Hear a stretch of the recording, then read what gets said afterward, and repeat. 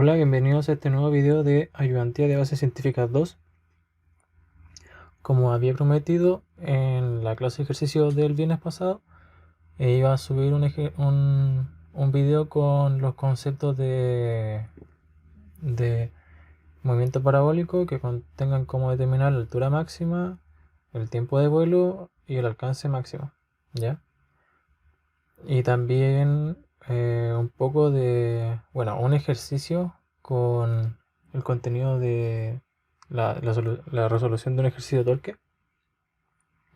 Ya lo voy a hacer de la manera más general posible. Y bueno, empecemos.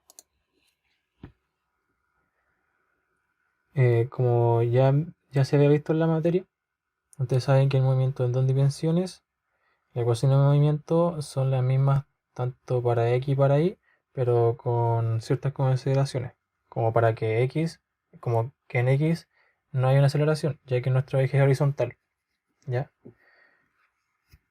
Y en y tenemos que la aceleración es en la aceleración de gravedad, ¿ya? Y siempre para y va a ser negativo, porque por lo general definimos y vertical, positivo hacia arriba, y la aceleración de gravedad apunta hacia abajo, ¿ya? También tenemos la ecuación, esa era la ecuación 1 y 2, y también tenemos la ecuación 3 y 4.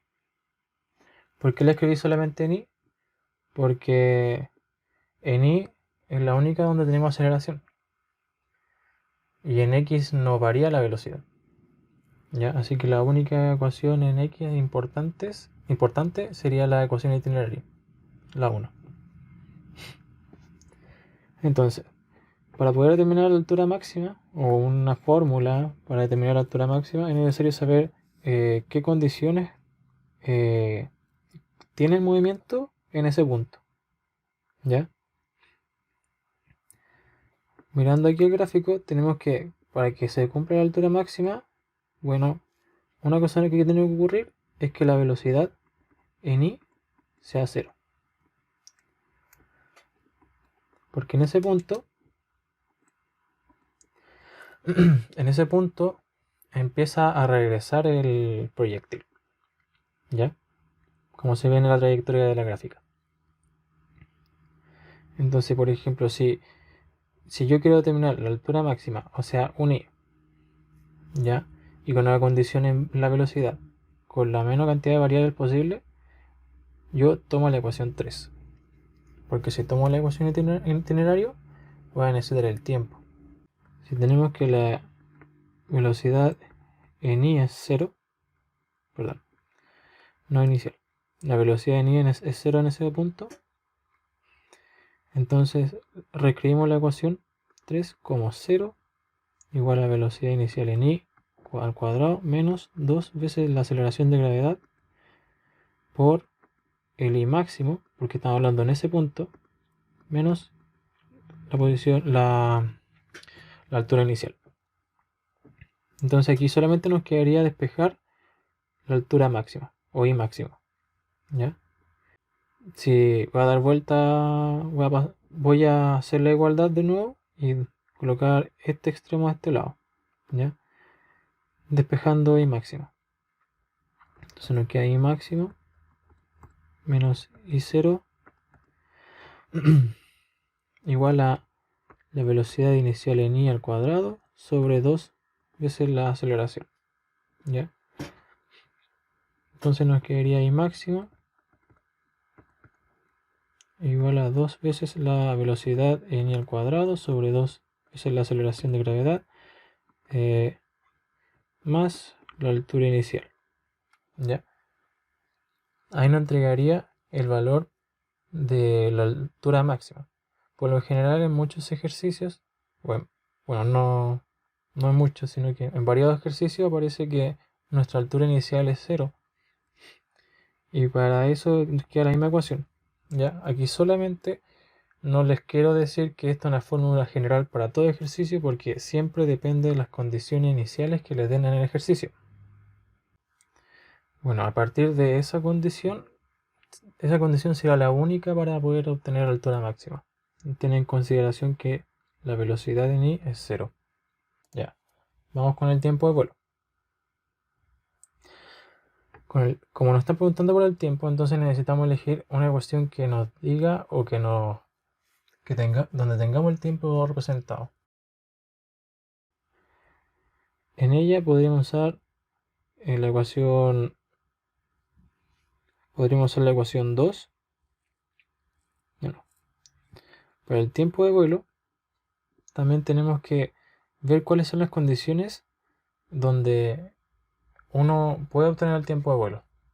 O sea, en qué punto yo aquí, viendo la gráfica, yo determino el tiempo de vuelo. Justamente el tiempo de vuelo coincide con el punto, la posición, donde el x es máximo. O sea, el desplazamiento en x es máximo. ¿Ya? Y en esos puntos, según esta gráfica, la altura inicial y la altura final sería 0, o sería la misma. ¿Ya? Pero ojo, puede ser que nuestra altura inicial y la altura final no sea la misma. ¿Ya? O sea que solamente cabe para esos puntos. Para ese tipo de condiciones. Entonces, si usamos la ecuación 2, nos quedaría y igual la altura inicial más la velocidad inicial en i por el tiempo menos un medio de la aceleración de gravedad por el tiempo al cuadrado. Si son las mismas, o pueden ser 0, si i y 0 son las mismas o 0, ya se cancelan. Ya sean las mismas o sean 0. Entonces, nos quedaría que 0 igual a la velocidad inicial en i por el tiempo menos un medio de la aceleración por el tiempo cuadrado. Aquí podríamos factorizar los tiempos. Va a dar vuelta la ecuación también. Velocidad inicial de i menos un medio de g por t 0 igual 0. ¿Ya? ¿Qué significa esto? Que o t, este t es 0, o esto es 0. ¿Ya? Bueno, para esa condición de que el tiempo sea 0, ¿ya? Sería nuestro punto inicial, cuando empezó el movimiento. ¿Ya? Entonces, el tiempo donde se vuelve 0 de nuevo esto, tendría que ser el tiempo de vuelo. Entonces tenemos que v, velocidad inicial de la en i, menos un medio de g por t igual 0. Despejamos t, nos queda que es la velocidad inicial en i, dos veces la velocidad inicial en i sobre la aceleración de gravedad. Y ahí tenemos el tiempo de vuelo.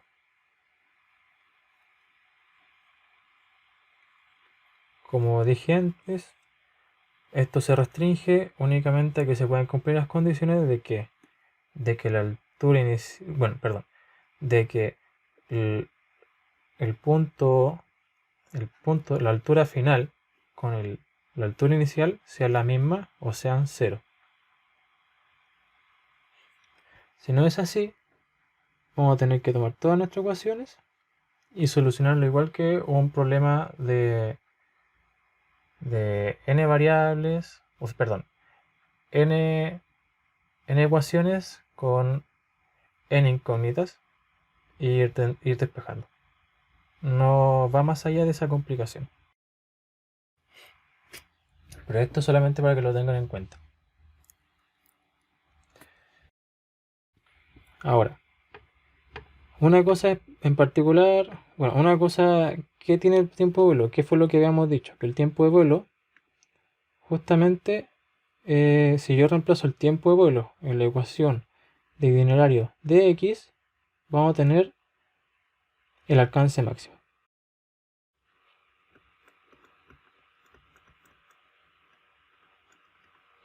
Entonces, si yo reemplazo en x el tiempo de vuelo, yo voy a tener el alcance máximo.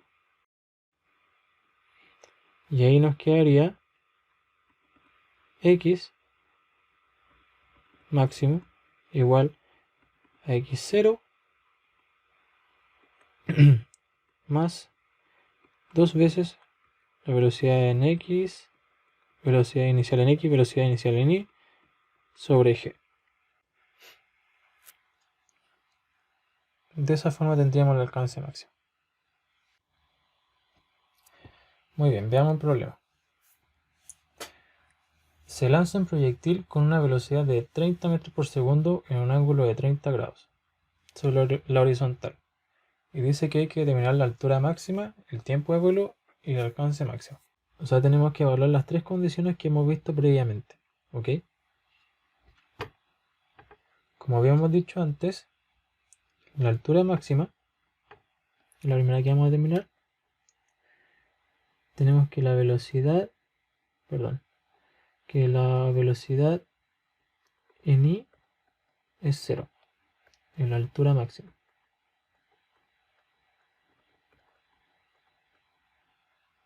¿Ya?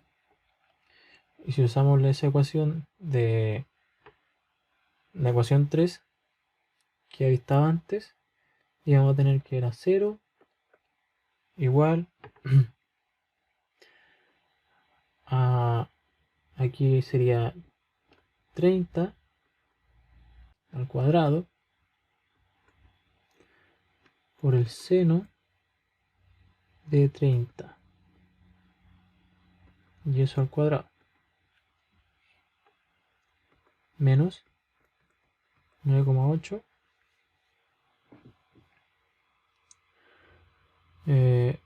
por i máximo. Entonces nos quería i máximo, como nos había quedado antes, aquí 2 por.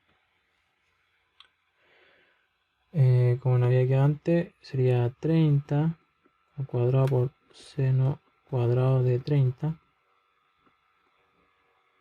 sobre 2 veces 9,8. Eso nos daría un resultado de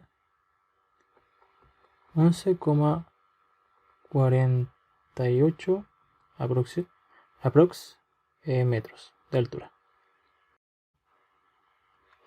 Esa sería su altura máxima.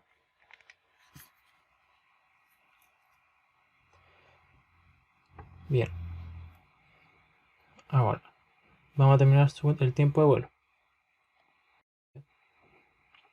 Tenemos que el tiempo de vuelo era cuando la posición inicial, o sea, tenemos las condiciones de que la posición inicial y la posición final, en este caso, que son 0,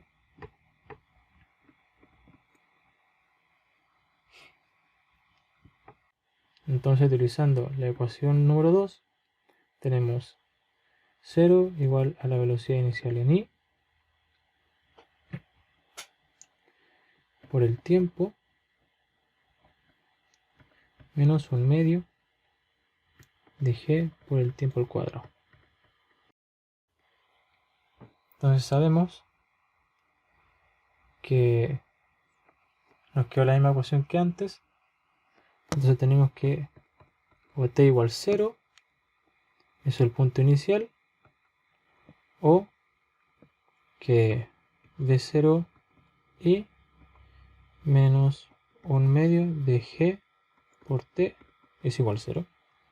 Y despejamos t y nos va a quedar la ecuación que teníamos antes, que vimos antes. Aquí va a reemplazar v0i por velocidad inicial por el seno 30. Bueno, era 2 sobre g. ¿Ya?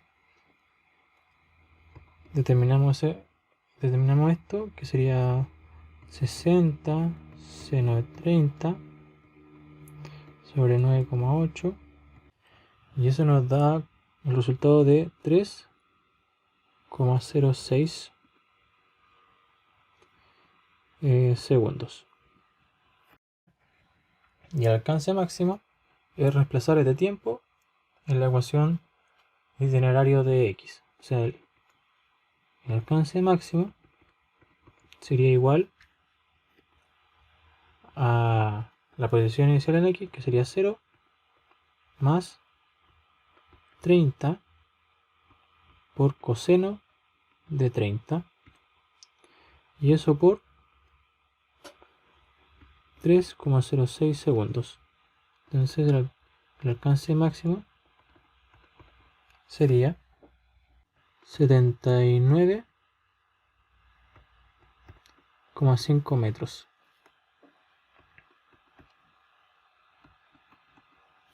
Entonces ahora pasamos con la parte de torque.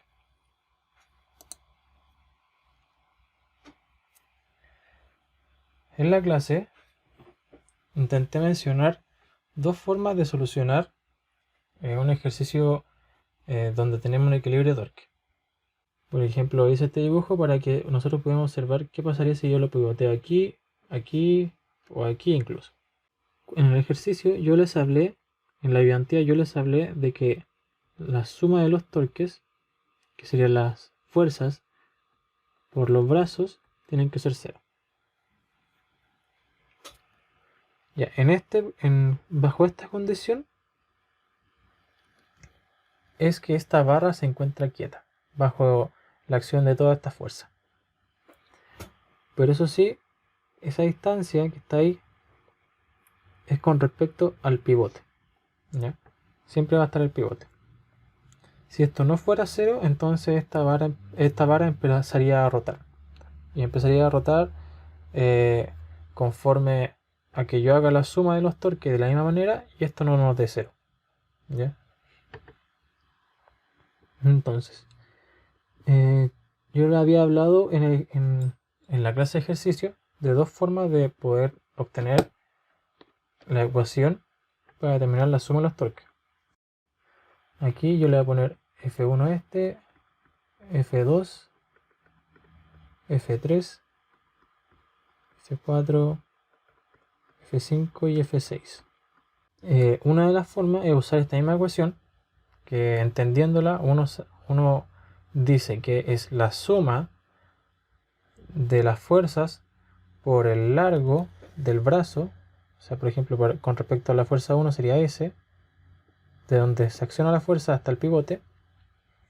Y esa distancia le va a poner D1, ¿ya? Y para cada otra fuerza va a ser D1, o D1, D2, D3 hasta D6, ¿ya? Para no tener que escribirla. Entonces tenemos toda esa suma y eso nos tiene que dar 0. Por lo general en los ejercicios siempre nos dicen determine la distancia que tiene que estar, no sé, fuerza 4 o fuerza 5 para que el sistema esté en equilibrio, o determine la fuerza 6 para que el sistema esté en equilibrio, y las otras variables siempre van a estar. Entonces, ¿cómo escribimos esta ecuación? Se tiene que usar la regla de la mano derecha.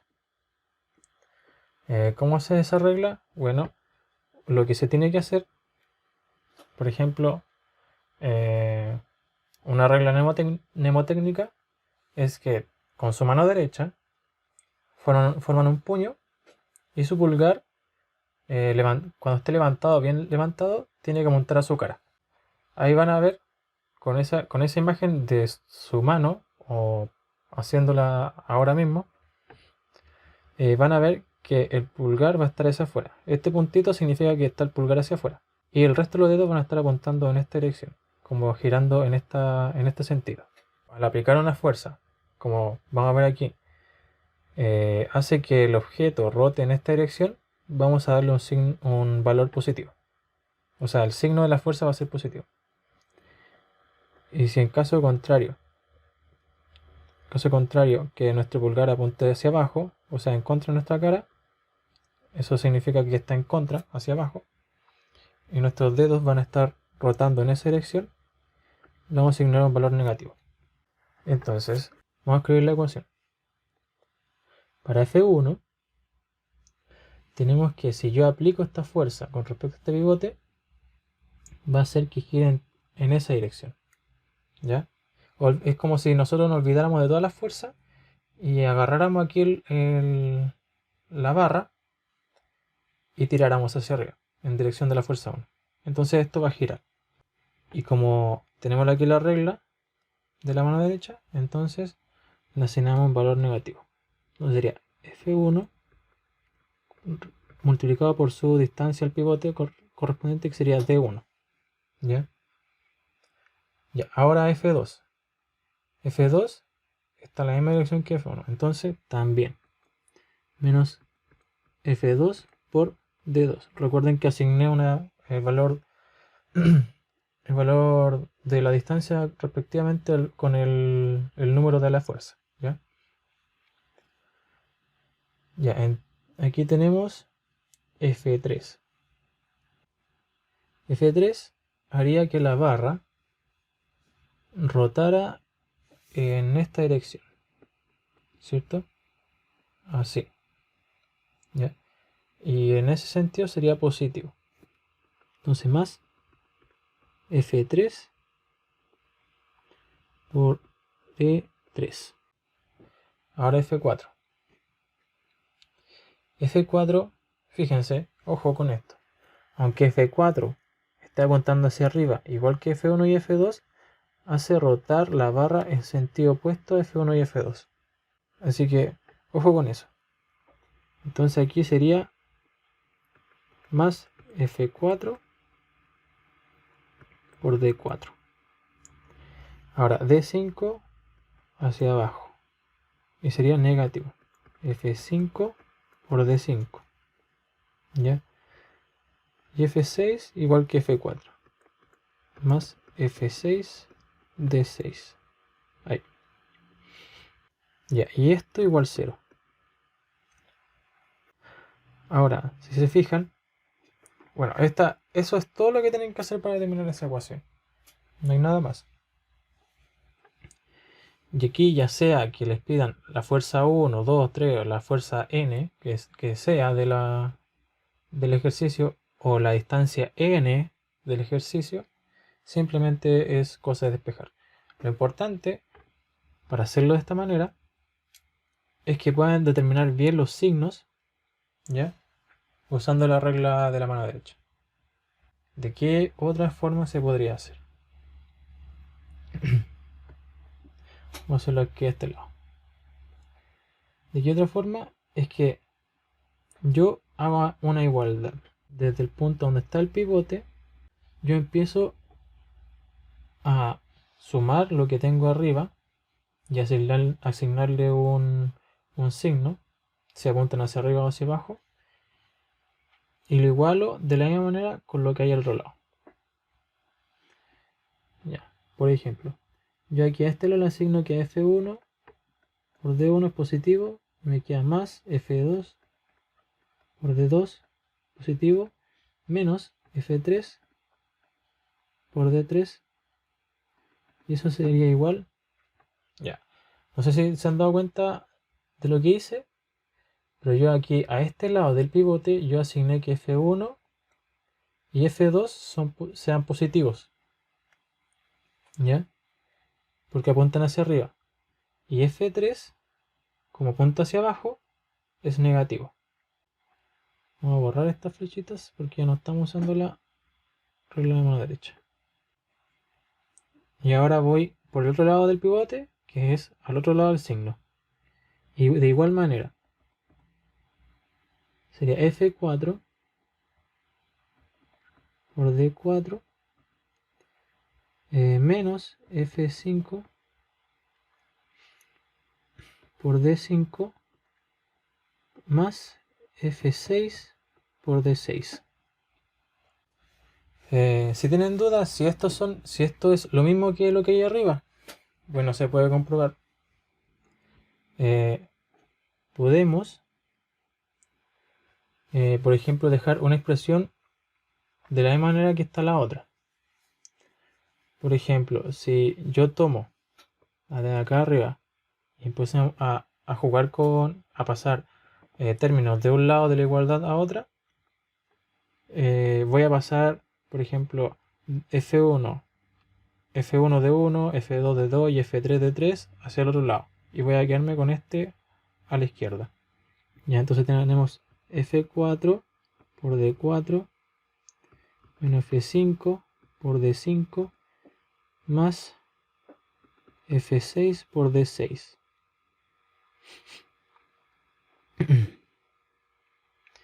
Y eso quedaría igual, voy a escribirlo acá abajo, perdón, F1 por D1 positivo más F2 por D2 menos F3 por D3. ¿Ya? Y miren, tengo que este lado es igual a este y este es igual a este. De una manera u otra van a llegar a lo mismo. A veces no se van a dar cuenta, puede que hagan esto, tal vez hagan esto y hayan pasado, no sé, F4, F5 y F6 hacia el otro lado.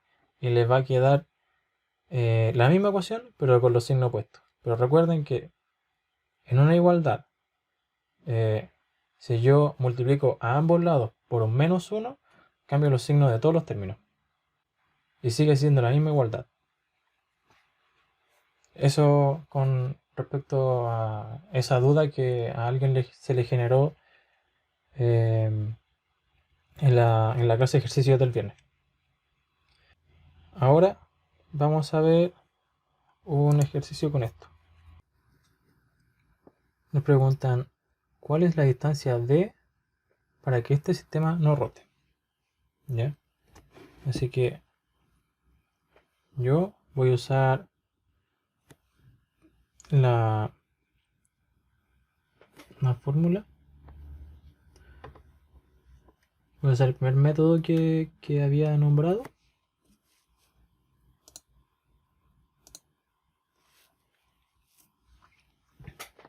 Que la suma de los torques, o sea, de los F por los D, es igual a 0. ¿Ya? Y aquí vamos a escribir la regla de la mano derecha. Si ir hacia allá, positivo. Si ir hacia acá, negativo. ¿Ya?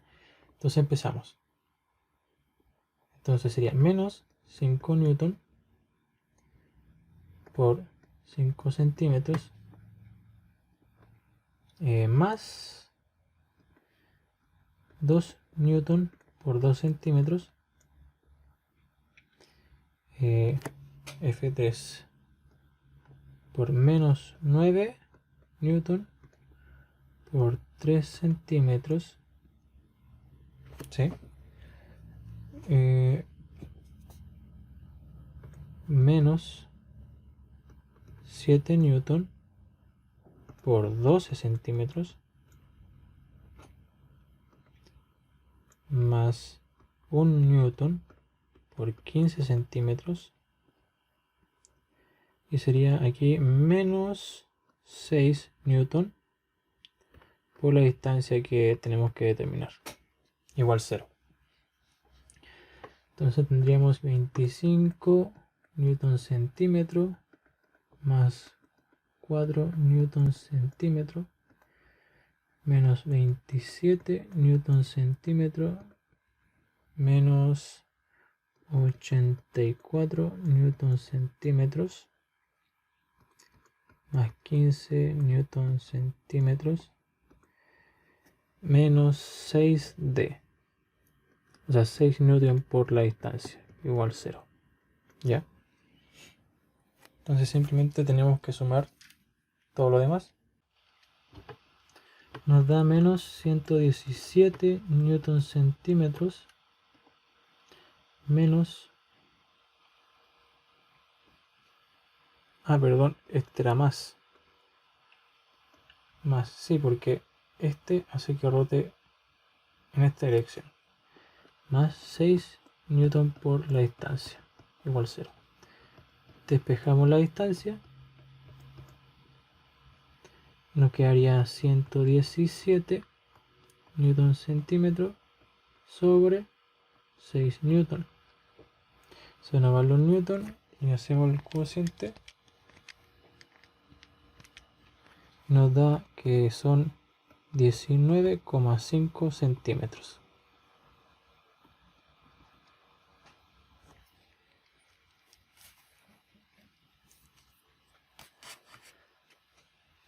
La mayoría de los ejercicios de torque contienen esta parte. Puede que pueda tener alguna otra complejidad por otro lado para determinar la fuerza, ya sea, no sé, con alguna polea o con lo que uno se le quiera agregar para que ejerza la fuerza, pero esta parte se reduce, el torque se reduce en esto, en poder utilizar la ecuación de equilibrio o el otro método que yo le expliqué y nada más, ¿ya? Entonces nos vemos en la próxima clase de ejercicios.